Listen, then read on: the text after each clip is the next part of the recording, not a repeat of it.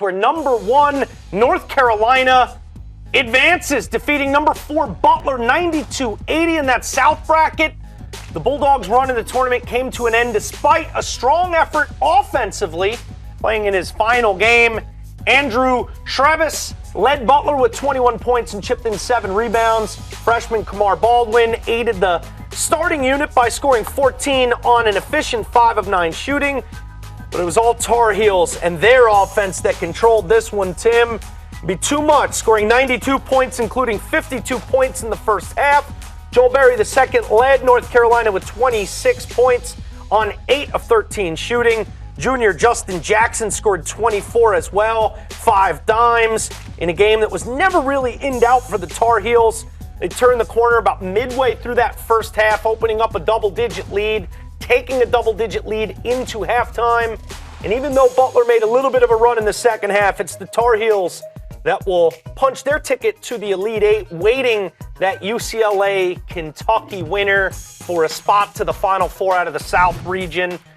We know Carolina's strong. They were the regular season champs in the ACC, and they were just a little too strong for the Butler Bulldogs tonight, Tim. Well, great bounce back for Joel Berry III. I thought he was the difference in this game, made every key shot. Even when Butler closed that deficit in the second half, he went out there and buried one of his 3 3-pointers. He had 26 points. Jackson chipped in 24. When I watched the game, you knew right away they were just too big, too long, too athletic, and the pace of this game, just like what Kansas was able to do to Purdue, get this game up and down, North Carolina was able to get this game up and down. Butler's known for their defense. Yeah.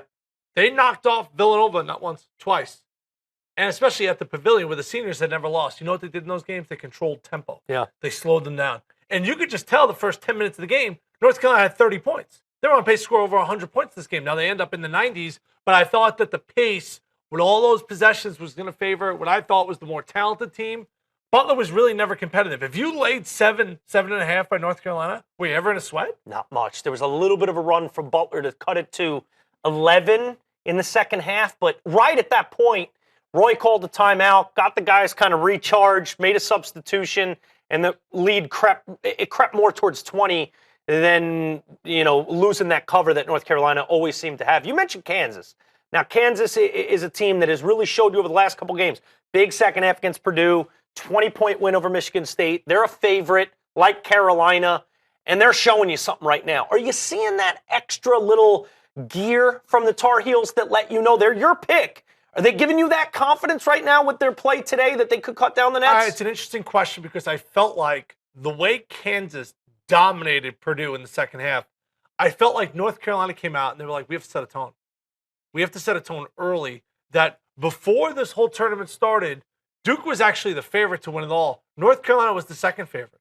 And I'm in a pretty big money bracket with 9 pretty sharp guys. And you want to know how many guys picked Kansas?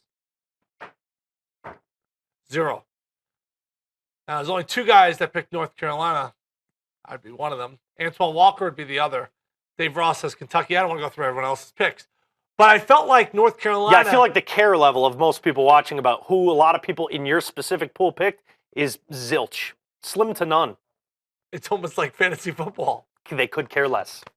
Hey, I picked up... They're like, there's this one guy in my pool. He had a weird Sweet 16. Everyone's like...